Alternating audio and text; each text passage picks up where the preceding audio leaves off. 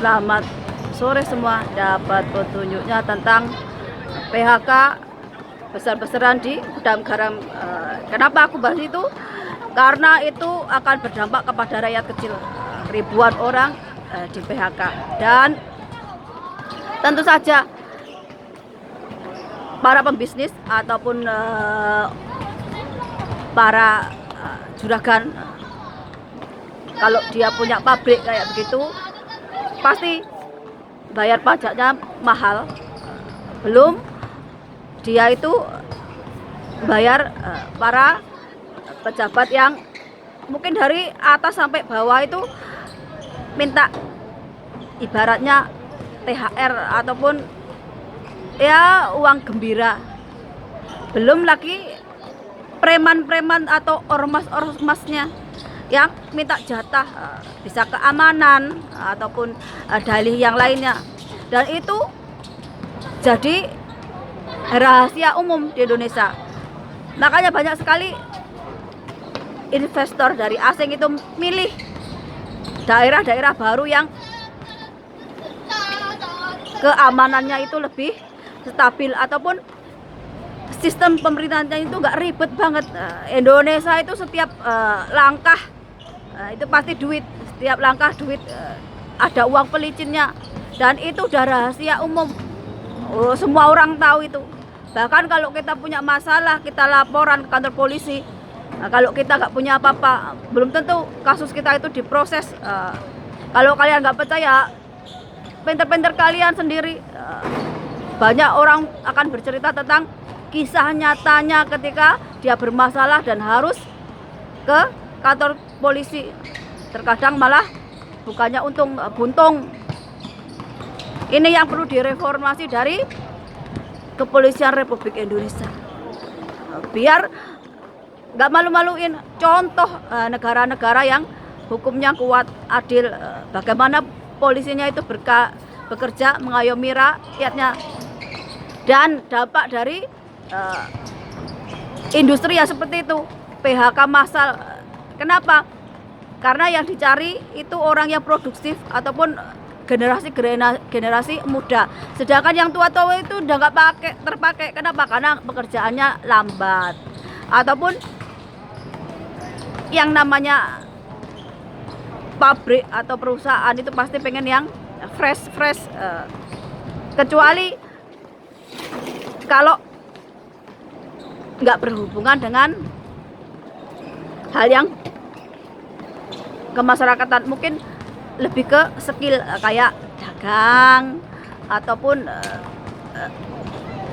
potong rambut ataupun yang lainnya, itu pakai skill. Tapi kalau pabrik-pabrik ataupun perusahaan-perusahaan, ya tentu aja dia harus punya kriteria sendiri. Mungkin lebih kepinter, masih muda, masih tahan banting. Jadi nggak semua kawasan itu cocok untuk dibikin perindustrian. Kenapa? Karena industri itu hanya untuk segelintir orang atau ada batas umurnya. Berbeda ketika kita itu lebih cenderung ke pertanian, perkebunan, perikanan yang setiap generasi itu bisa masuk. Nggak akan ada yang namanya kadaluarsa ataupun kamu itu nggak bisa dipakai. Yang perlu kita tanamkan ke rakyat Indonesia itu, jangan nguli ke orang lain, tapi kamu lebih ke jadi bos di tanah sendiri. Kamu jadi petani, tapi di tanahmu sendiri. Daripada kamu ikut orang, suatu-waktu kamu diberhentikan ataupun kamu nggak dipakai lagi. Tapi kita tahu nih, pertanian Indonesia itu bukannya untung malah buntung, karena pupuk mahal, nanti padinya jual murah, ataupun nanti barang-barang yang hasil pertanian itu murah karena harus bersaing dari barang-barang impor dari luar negeri. Sedangkan barang-barang impor, produk pertanian dan lain-lainnya itu kenapa diimpor? Karena itu lahan cari cuan para pejabat. Pejabat itu cari korupsinya di situ. Jadi ngerti kan kenapa pertanian, perladangan Indonesia itu gak maju-maju? Karena nggak ada yang bisa dikorupsi oleh pejabat. negara kalau nggak ada impor. Padahal waktu zaman Soeharto dulu ada swasembada pangan. Nih, ini satu. Kedua, cara berpikir rakyat jelantah berbeda dengan orang yang bau sekolahan ataupun orang-orang korporat. Tentu aja beda. Karakter, cara bicara itu juga beda. Kalau orang yang sekolahan kebanyakannya apa? Nulis, bikin buku dan sebagainya. Yang disasar adalah otak-otak yang cerdas, orang yang mau belajar pakai buku atau dan sebagainya. Berbeda dengan kehidupan rakyat biasa atau rakyat jelata itu. Kebanyakannya apa? Boro-boro buat baca buku atau nambah wawasan. Biasanya malah apa? Harus bertungkus lumus agar bisa bertahan hidup, bekerja untuk nyambung hidup antara hidup dengan mati. Jadi kalau orang-orang yang biasanya berbau sekolah, yang sok pinter, kalau kalian menilai orang jalanan kasar ngomongnya, kebun binatang ataupun moralnya rada rendah, akhlaknya rada rendah, karena apa? Karena lingkungan yang mempengaruhi. Dan kenapa itu bisa terjadi? Itu biasanya karena negara yang korup, negara yang miskin, negara yang hukumnya itu lemah. Ini di negara manapun, ya kalau negara miskin, negara korup, akan selalu banyak kriminalitas. Kalau saya nilai orang nih, kalau anak-anak sampai mencuri, itu pasti salah dari orang-orang yang udah tua. Contohnya nih, anak-anak itu jiwanya murni, nggak tahu dosa, dan dia itu ketika melakukan itu dia nggak tahu salah atau benar.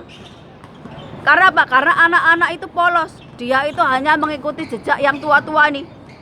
Kalau yang tua dia sering lihat kayak begal, maling, copet, ya dia akan seperti itu. Karena itu contoh yang nyata.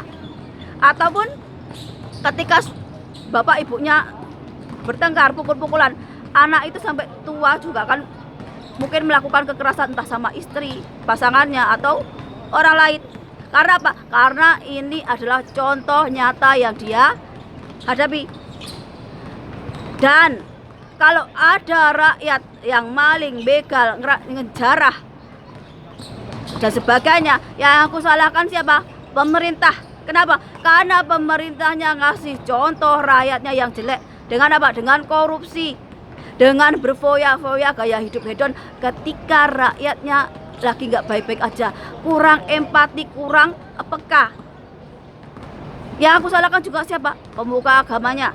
Karena pemuka agama zaman sekarang itu juga gaya hidup hedon, pamer, ataupun dia kalau nggak digaji, nggak dibayar mahal, dia nggak mau ceramah. Dan ceramahnya itu hanya di tempat-tempatnya orang baik, orang-orang yang mungkin udah memang baik. Tapi untuk orang-orang yang jahat, entah itu PSK, entah itu maling, begal, ataupun orang-orang yang di jalanan, jarang ada orang mau ceramah di tempat seperti itu. Yang ada kadang mereka dihujat, dikucilkan, disingkirkan. Karena apa? Karena mereka menganggap dirinya bersih ataupun suci, sedangkan orang lain kotor. Ini. Jadi kalau ada apa-apa kerusakan moral, akhlak yang jelek di masyarakat, siapa yang harus bertanggung jawab? Ya para pemuka agama atau pemerintahnya. Karena apa? Karena rakyat yang kurang pendidikan, yang ada dalam kebodohan, yang ada kemiskinan, itu rentan melakukan kejahatan, kriminalitas. Karena apa? Karena terpaksa untuk apa? Untuk bertahan hidup. Kalian kalau nggak pernah merasakan gimana nggak punya pekerjaan, nggak punya uang, yo kalian nggak akan memahami rakyat kecil ataupun rakyat jelata. Tapi kalau kalian udah pernah merasakan kalian nggak punya pekerjaan, nggak punya uang, baru kalian bisa memahami atau kalian bisa merasakan orang lain atau rakyat jelata ya kebanyakannya apa, mikir nyari pekerjaan. Kalau nggak ada pekerjaan nggak bisa makan, kalau nggak bisa makan ya mati. Kenapa aku ngomong seperti? Karena banyak sekali kasus bunuh diri, anak-anak dibawa ikut bundir. Jadi kalau udah seperti ini, siapa yang aku salahkan? Pemerintahan, pemuka agamanya. Karena apa? Karena kalian zolim sama anak-anak, kalian zolim sama rakyat sendiri. Kalian menari-nari di atas bangkai orang lain. Selamat malam dan sampai jumpa.